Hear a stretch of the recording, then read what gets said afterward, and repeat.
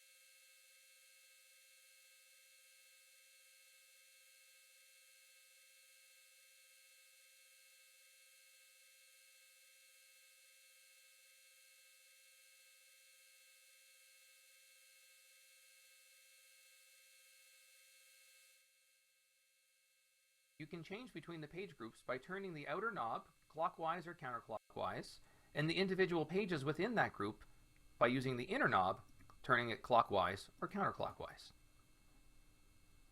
The first page group, Navigation, displays a look-ahead map with your current position at the bottom center of the screen. You can see that by our airplane here. The top of the page displays your desired track, ground track, and distance to the next waypoint. The bottom of the page indicates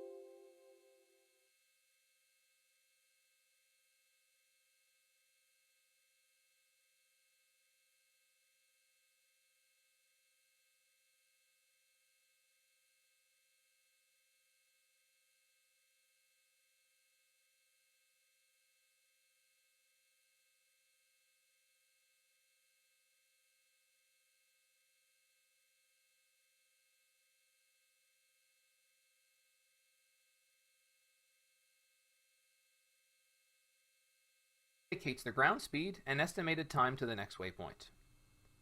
You can use the clear key to declutter the map display, providing 4 levels of map detail. So for example, if I was to zoom in to 10 nautical miles, you can see the map getting very busy. By pressing the clear key once, the waypoints will disappear.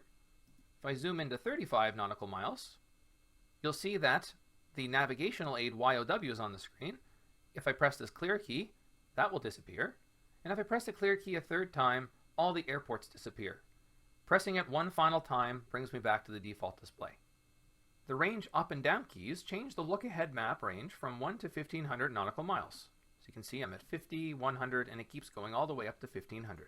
The second page group waypoint provides information for the thousands of airports, VORs, NDBs, intersections, runways, frequencies, and procedures stored within the GPS.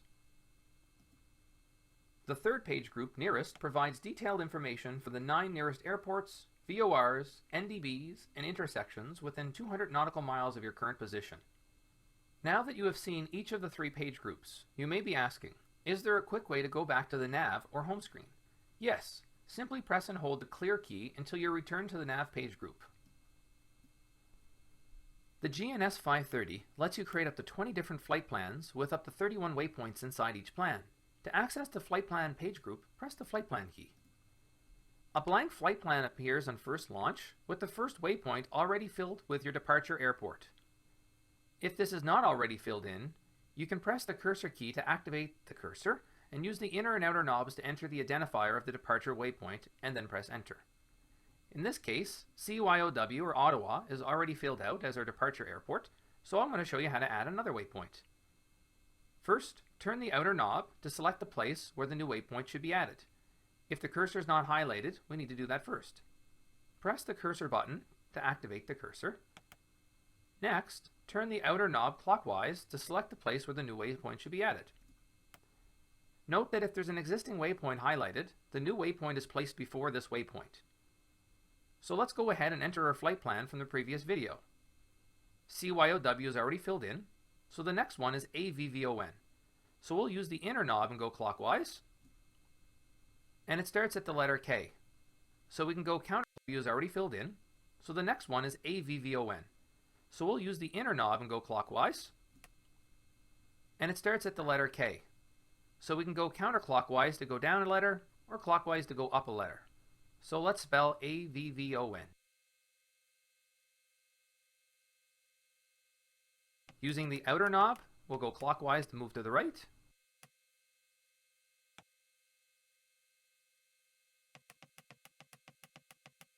We'll go clockwise on the outer knob again.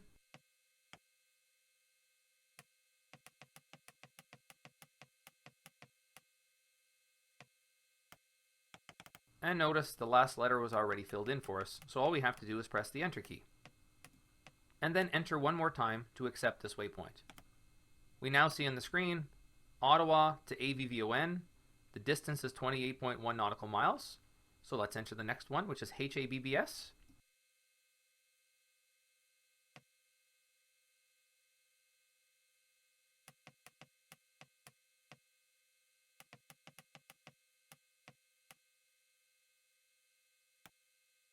Press enter and enter again.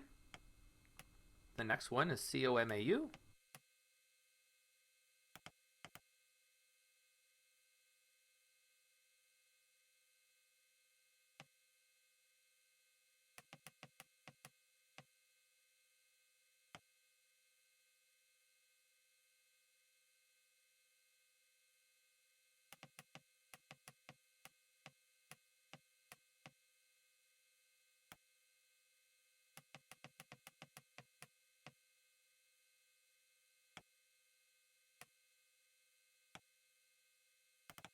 And lastly, we enter in our destination airport, CYUL, for Montreal.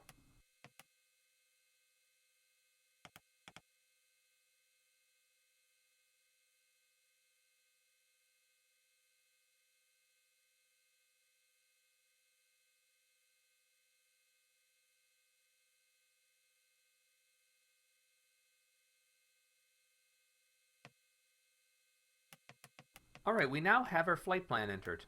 Ottawa to AVVON, to HABBS, to COMAU, to the airport itself, CYUL. Each one of these is the distance to that particular waypoint, and then the CUM, or the cumulative, is the actual total distance. So we can see I'm actually going to go a cumulative distance of 88 nautical miles. Alright, now I'm going to give you a few tips. You can delete a waypoint by selecting it with the cursor and pressing CLR. So if I select this waypoint and press CLR, I'll be giving the option to delete it. So we'll do that. I can also delete the entire flight plan by selecting the menu button, delete flight plan, and pressing enter. I can load a delete flight plan and plan by selecting the menu button, delete flight plan and pressing enter. I can load a previously saved flight plan by removing the active cursor and using the inner wheel to go clockwise. You'll notice I already have the flight plan and pressing enter. Now when I go back into my flight plan, it's all here again. And I can even save the flight plan by clicking menu, moving to the save flight plan and pressing enter. So there's lots of tips that you can do with this particular system. In case you're wondering, these flight plans are saved within the X-Plane Output FMS Plans folder, so you can edit them, their text files, and see how they look. There are also several flight planning tools available that will automatically create these files for you to put inside this folder so that you don't have to type all these things in manually like we just did. So let's imagine a scenario. You're flying from Ottawa to Montreal using our entered flight plan. Suddenly your engine fails and you need to make an emergency landing. How do you find the nearest airport? Well, that's simple. First, we want to go back to the nav or home screen by pressing and holding in the clear key. Next, we're going to use the outer knob to go clockwise to the nearest page group. We're going to press in the cursor to activate it and use the outer knob to select the closest airport. Group. We're going to press in the cursor to activate it and use the outer knob to select the closest airport. Once it's selected, all we have to do is press the direct to key and then press enter. And now my flight plan is going to direct to this airport. Once it's selected, all we have to do is press the direct to key and then press enter. And now my flight plan is going to take me directly to that particular waypoint. I hope you find this overview of the GNS 530 to be helpful and start to read the owner's manual and quick reference guide posted in the. All you have to do is press the direct to key and then press enter. And now my flight plan is going to take me directly to that particular waypoint. I hope you find this. Now my flight plan is going to take me directly to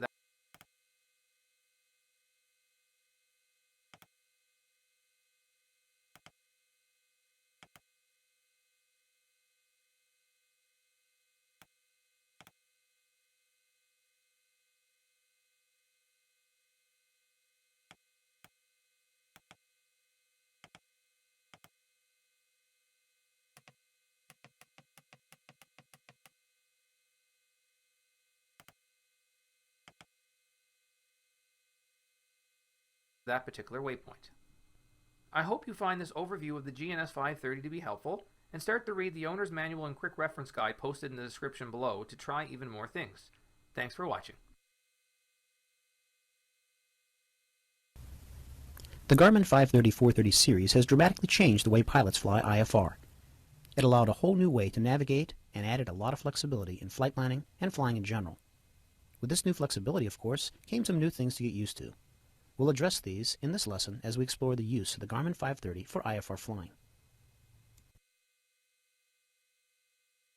This is the first of 3 parts on using the Garmin 530 for IFR operations. We'll be discussing using the flight plan for IFR operations, defining airways, the first function of the OBS button, called suspend mode, and then we'll look at loading a GPS approach. Now we're going to look at using the IFR portions of the Garmin 530. The first thing to know is there aren't any airways depicted on the Garmin 530. For the purposes of this simulation, I'm going to initialize this simulator for Reed Hillview Airport in San Jose, California.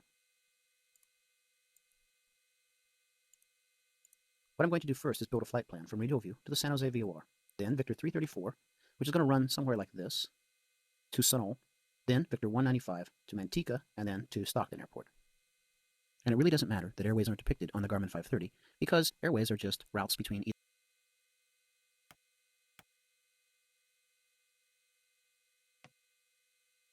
2 VORs or a VOR and an intersection. And we have all those in the Garmin 530. So what we're going to do is we're going to choose this button, Flight Plan, and we're going to build up this flight plan. Of course, you'll need your en route chart in front of you in order to build this plan. So let's go to the flight plan catalog, which is the next page, and build a new flight plan. First, we press Menu, then Create New Flight Plan, press Enter. That's the S button, or OK button. And now we're going to put Reed Hillview first, KRHV.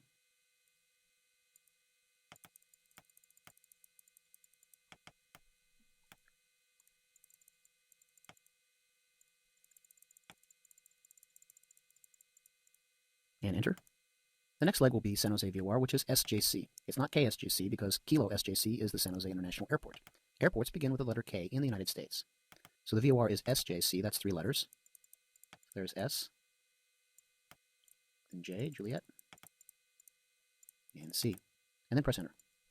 Okay, there are 2 possible choices for SJC. One is a VOR in the southwest United States, the other is a VOR in Brazil. I think we'll choose the San Jose VOR in the southwest United States, so okay that.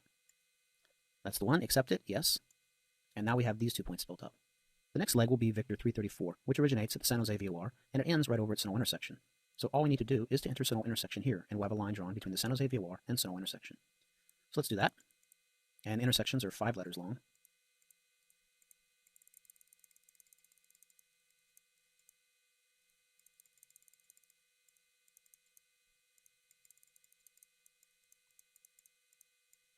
And here's Sonoma intersection. Press enter to accept that. And we have another line that will be drawn between San Jose and Sonoma. Then Victor 1.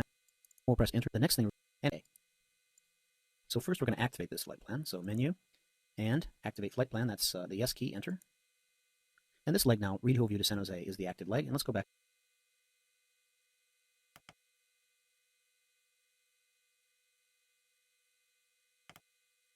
to the movie and can see what this looks like on the moving map. So first we're going to activate this flight plan. So menu and activate flight plan. That's the yes key, enter. And this leg now, read whole view to San Jose, is the active leg. And let's go back to the moving map. And we'll do that by pressing the flight plan key once. And now we're back to the moving map and we can check the route. Let's take a look at it. So here we're going from read whole view to San Jose VOR to Sonoma to Manteca and then to Stockton. And this lines up with our en route chart. And it's a vector from read whole view to San Jose VOR. And then from there it's Victor 334 to Sonoma, Victor 195 to Manteca, and then direct to Stockton. Okay, let's go back to the flight plan mode. This is our active flight plan. And now we're going to add instrument approach procedure. So let's bring the cursor down to Stockton. So what we'll do is press cursor, the button here, use the outer ring to go down to Stockton. Okay, now we have Stockton highlighted, and what we're going to do now is click this button, proc, it means procedure. So let's do that. And now you can see we have many choices. We have select approach, select arrival, or select departure. So in this case, we're interested in selecting instrument approach, so we'll press enter to okay that. And these are the approaches that are available at Stockton. So we'll choose the GPS approach. So we just use the outer ring to scroll to that and press enter. And it asks us how we want to transition on this approach, whether it be vectors, via this intersection, OxJeff, it's going to just go the out. And now we're going to add instrument approach procedure. So let's bring the cursor down to Stockton. So what we'll do is press cursor, the button here.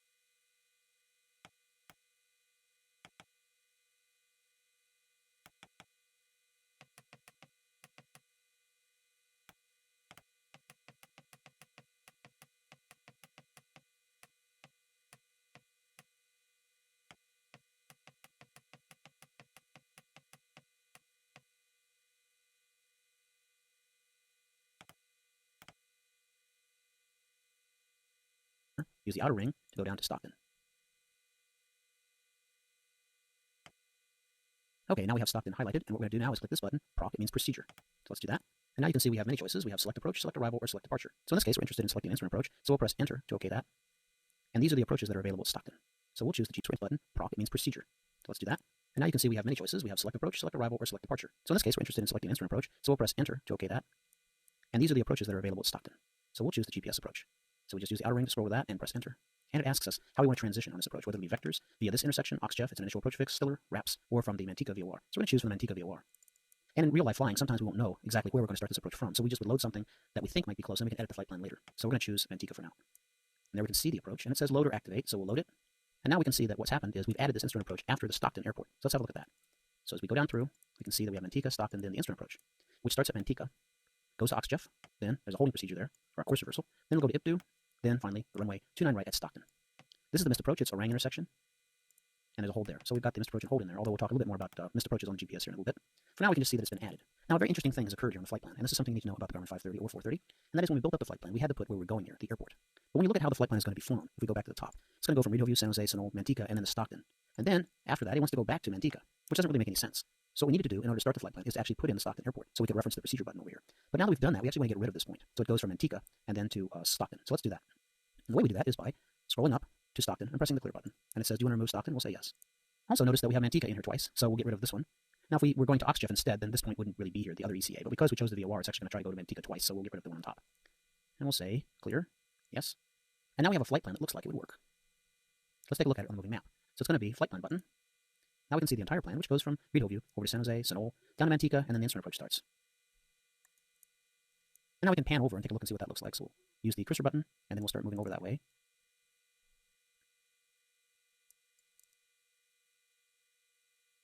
And now we can see the whole course, and it looks like it goes to Mantica, then OxGEF for the course reversal, back to IPDU, and then to the runway. That looks fine. Okay, so let's go back to the flight plan mode for a moment, flight plan. And now what we're going to do is we're going to take a look and see if Redoview has a departure procedure. So what we can do is we can press cursor, and that brings the cursor up, and then we can press procedure over Redoview airport. And the choices here are activate vectors to final, activate the approach, select arrival, and so on. So now we use the outer ring to select departure, press enter. Now we see Redoview airport here, it does not have a departure. If it did, it would be added to the flight plan section, which is here. It would be added right here below Redoview.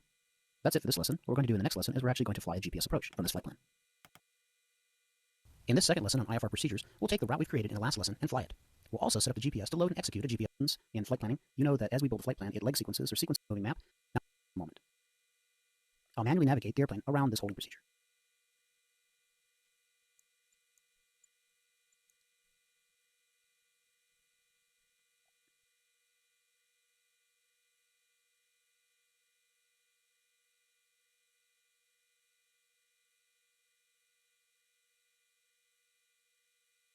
Hello and welcome to another X-Plane 11 tutorial. I will show you in this video how to use the Cessna 172 autopilot. We'll take off from Toronto City Centre, and once we're in the air, I'll show you the various aspects of the autopilot. Let's begin. 04 and select on. That's our squawk, which is... Hello everyone, and welcome to another X-Plane 11 tutorial. I have already showed you how to use the air traffic control feature. However, I've done so using the beta of X-Plane 11. So now that X-Plane 11 is in final, I would like to show you again and take it very slow so that you can go step by step and follow along. So I'm in Los Angeles at the airport KHHR, and I'd like to do a really short flight to KLAX and land at runway 25. So let's press enter, and we'll file a flight plan. So my departure is already set up, the arrival will be KLAX, and we'll fly at 5,000 feet, or we'll ask at least to fly at 5,000 feet. The route is optional, so if I have a specific route that I would like to fly, I can enter it. However, I don't need to. I actually would like to enter a specific route though, because I want to land at runway 25. So if you look at me on the map, I'm right here.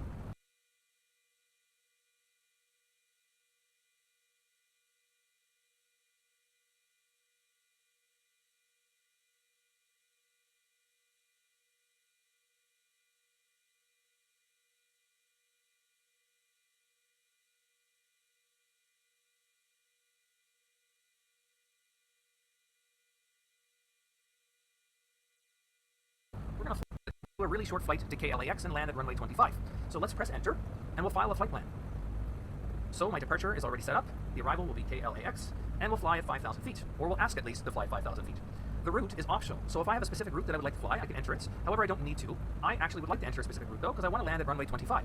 So if you look at me on the map, I'm right here.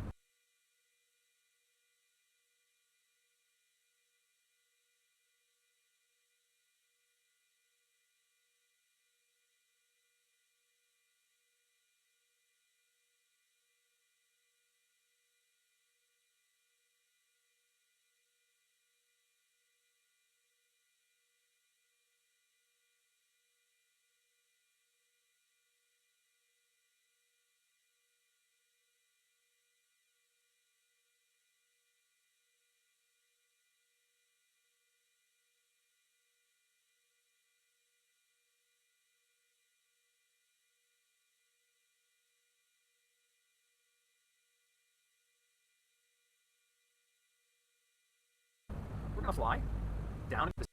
The route is optional, so if I have a specific route that I would like to fly, I can enter it. However, I don't need to. I actually would like to enter a specific route, though, because I want to land at runway 25. So if you look at me on the map, I'm right here.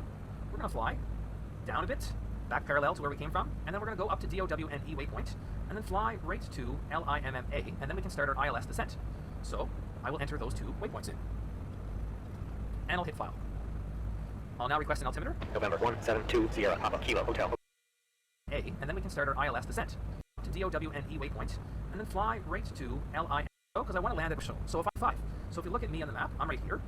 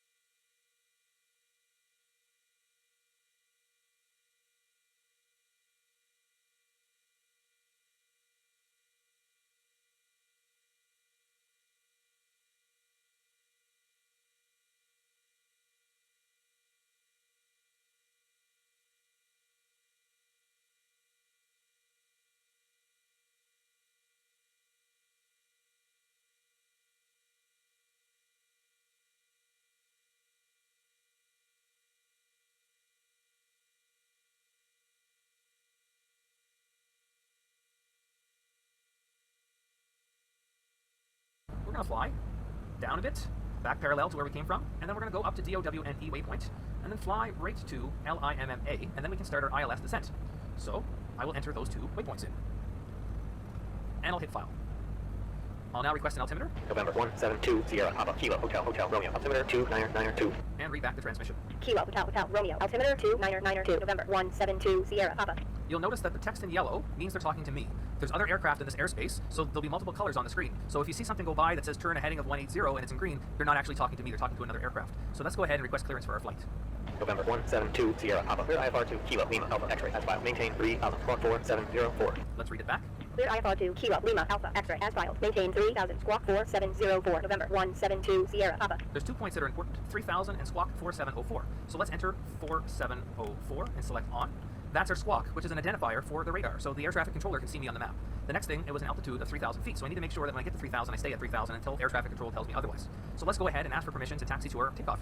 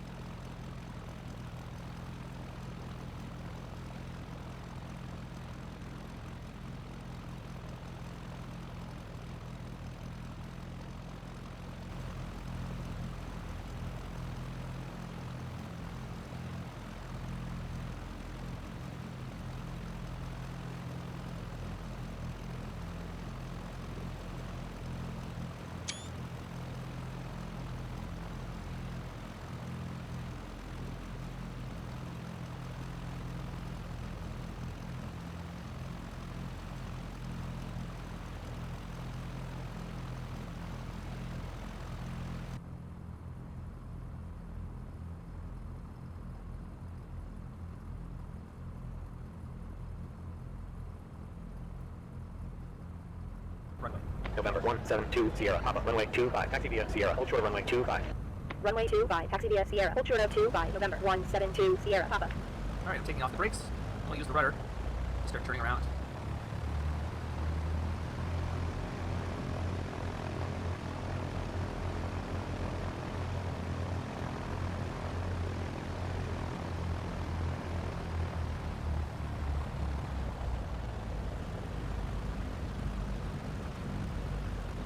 November 172 Sierra Papa, contact tower on 121.1. Now we'll contact the tower and ask for permission to take off. Contact tower.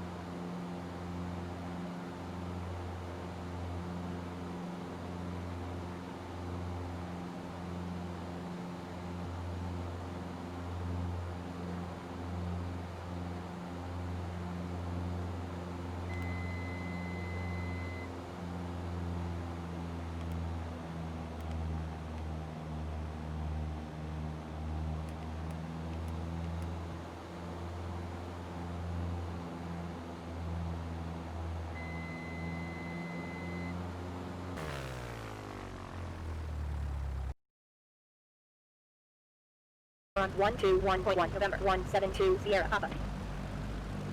Tower November 172 Sierra Papa. November 172 Sierra Papa. Flight heading 180, runway 25, clear for takeoff. Heading 180, runway 25, clear for takeoff. November 172 Sierra Papa. Okay, so the next important thing, we are being told to fly a heading of 180. So we go to our heading bug here and set it to 180. Here we go, south is 180. Next thing we're going to do, zoom in on the autopilot here. I'm going to turn on the heading bug so it'll fly the heading that I select, and a vertical speed of 800 feet per minute. Now when I get up in the air and I clear the runway, I'll enable the autopilot through a keyboard command, and then we'll be on our way. So let's go ahead and take off.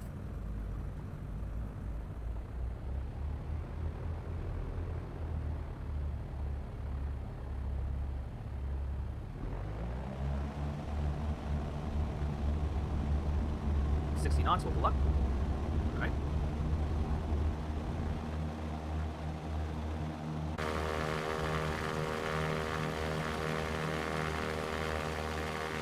And now that we've cleared the runway, we'll activate the autopilot and turn to heading 180. November 172 Sierra Papa. Contact center on 133.2. And we'll go ahead and contact the tower. Contact center on 133.2 November 172 Sierra Papa. Center November 172 Sierra Papa. November 172 Sierra Papa. Kilo Hotel Romeo. Altimeter 2992. Kilo Hotel Romeo. Altimeter 2992. November 172 Sierra Papa. November 172 Sierra Papa. Flight heading 160. Vectors from visual. Runway 25 left. Climb and maintain 2000. Okay, now we have to turn to a heading of 160. So let's go to our heading bug. Heading 160. Vectors for the visual. Runway 25 left. Up to 2000. November 172 Sierra Papa. And also note the altitude change down to 2000 in a second here.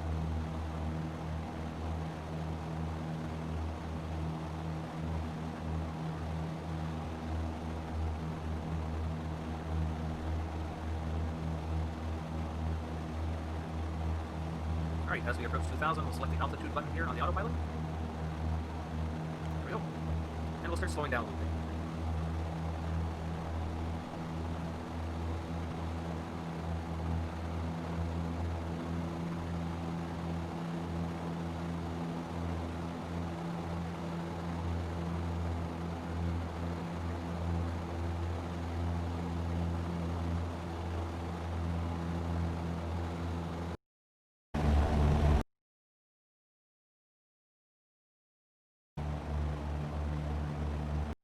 Once I get with make it easier. Now, well, on pause, it tells me it's one or up or down or a vertical. Okay, and we'll do an ILS style, so it'll help me descend to the proper. I took off from because this is still TV lock. Still creative. Good. What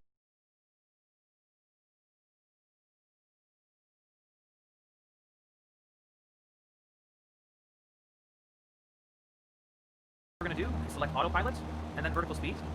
And we'll set it to +5 by going clockwise. What that will do, it'll give us a vertical speed of the artificial horizon. Hello, and once we're in the air, I'll show you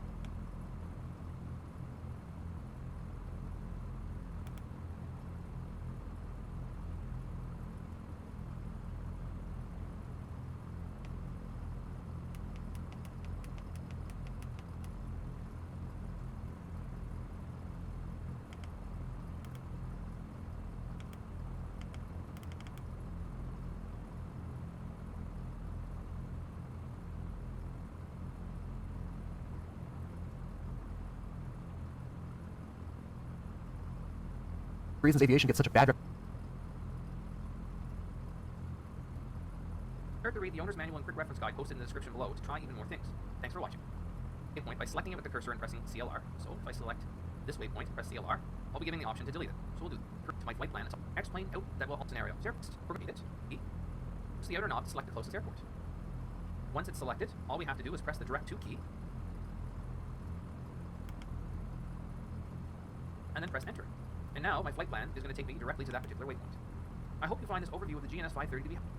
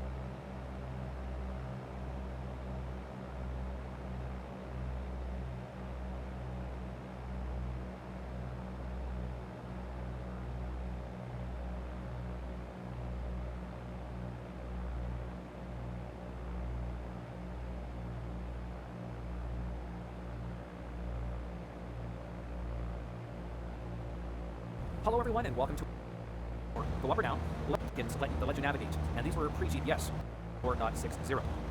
VORs, NDBs, they're basically radio beacons that let you navigate, and these were pre-GPS. So if I press M on the map, I can see that there's a VOR here for YOW. If I click it, I can see that it's set to 114.60. And I'm going to tune to 114.60 by clicking on Tune Nav 1 to that. So I can see now my Nav 1 is set to 114.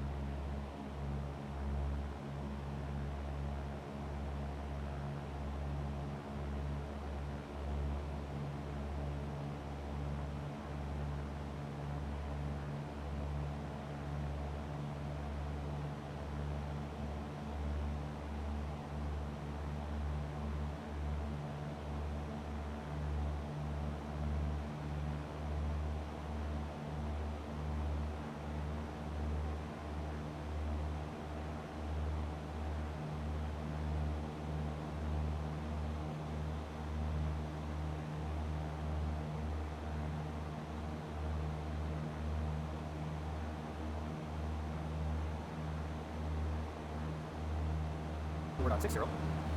If we zoom in, I'm currently in nav mode, so I'm following the radio. Now we can go over to the GPS. We can activate nav mode. So what we're going to do, we're going to go over here to this force deviation indicator, or CDI. We're going to change this wheel. So you can see I'm going from it, so I'm going to be going to it. So I'm going to keep turning it. Now it says 2. And I'm going to keep turning it until the line lines up on the center. There we go. So that means I need to turn the heading bug to 300, almost 300. So let's go ahead and turn the heading bug to 300.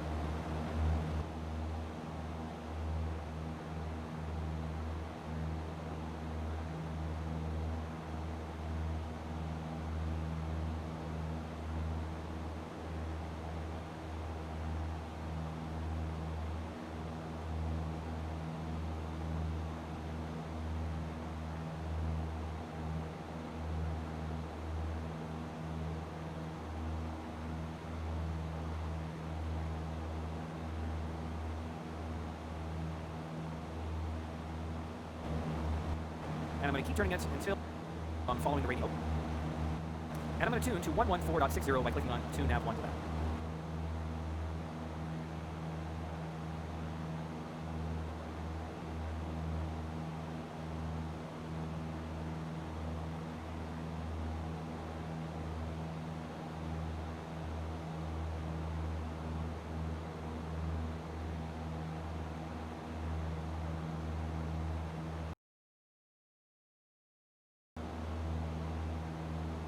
To in a pitch mode, so altitude or I press M on the map, I can see that there's a VOR here for YOW. If I click it, I can see that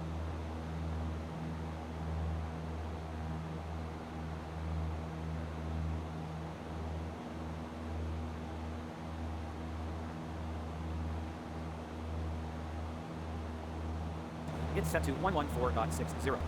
And I'm going to tune to 114.60 by clicking on Tune Nav 1 to that. So I can see now my nav 1 is set to 114.60. If we zoom in, I'm currently in nav mode, so I'm following the radio. Now we can go over to the GPS. We can activate nav mode. So what we're going to do, we're going to go over here to this force deviation indicator, or CDI. We're going to change this wheel. So you can see I'm going from it, so I'm going to be going to it, so I'm going to keep turning it. Force deviation, yes. We can activate nav mode. So what we're going to do, we're going to go over here to this force deviation indicator, or CDI. We're going to change this wheel. So you can see I'm going from it, so I'm going to be going to it, so I'm going to keep turning it. Now it says 2. And I'm going to keep turning it until the line lines up on the center. There we go. So that means I need to turn the heading bug to 300, almost 300. So let's go ahead and turn the heading bug to 300. There we go. And now automatically the autopilot will take me to that particular radio beacon. Now if I had a plane that had a horizontal situation indicator, I wouldn't have to use the heading bug. It would just automatically know where I need to go. So activating the nav mode would just take me there. But the Cessna 172 does not have a HSI, so I have to manually do that. So again, if I look at the map, slowly turning around and making my way to the VOR, which in this case happens to be YOW for Ottawa.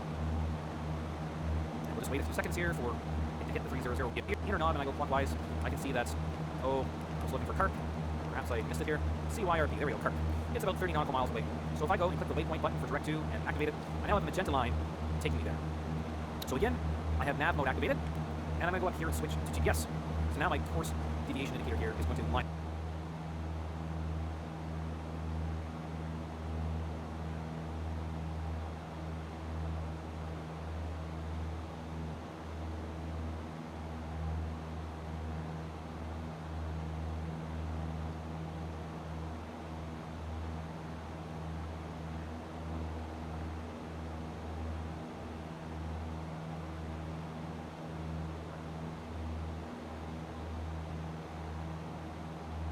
Yes. The con to it, though, is that this particular aircraft in this mode is going to only make very small sudden movements to get to this particular track. So let's say I had 4 or 5 different waypoints. Over time, I'm going to drift off course to where I want to go.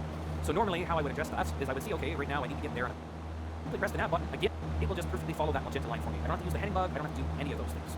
So that's my preferred way. So again, not all autopilots have that feature. The Cessna 172 with the upgrade does. So to recap, pressing the nav mode will either track a GPS or a VOR or NDB radio beacon. In order to switch between them, you have to go over here and choose.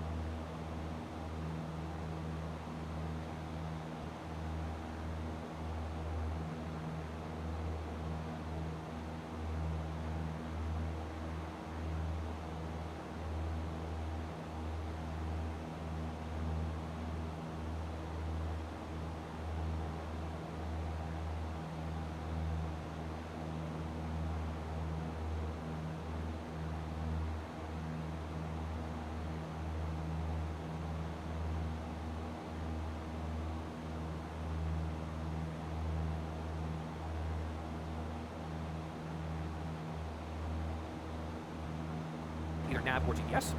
And generally you have to use the heading bug to kind of find the right track to get there. If you're using the 4, you simply, again in this case, make sure that you're on the 2. Turn your OBS Omni bearing selector into your compass card, lines up at the center.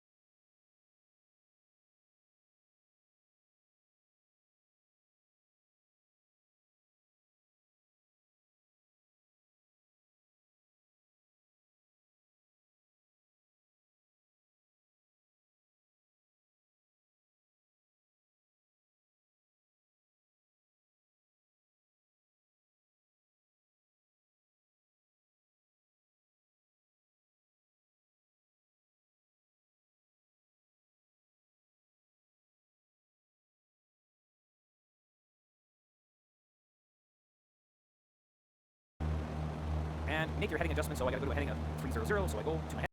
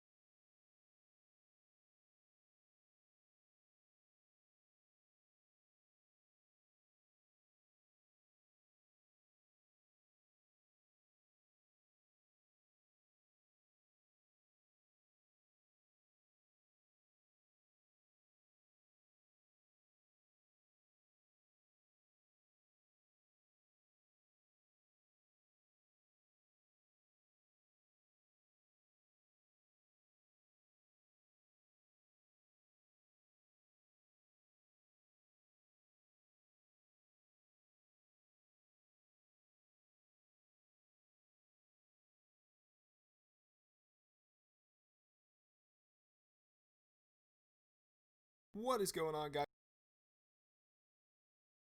Okay, so and make sure you open the space shuttle, which should be called Orbiter. Wait for that to load up. Space shuttle, which should be called Orbiter. Wait for here we have this under the standard tab. Go up and go to weight and balance under the standard tab, and then under fuel load right there. Go ahead and put however much fuel you want to put into it.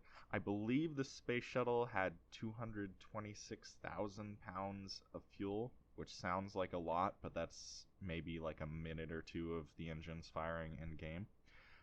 So then I'm going to go ahead and save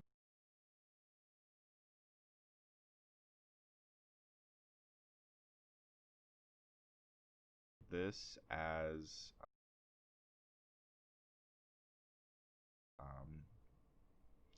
shuttle that can actually fly. Go ahead and quit. Load up your X-plane. Go down to the bottom. It'll have a question mark over it like that. Go ahead and select it.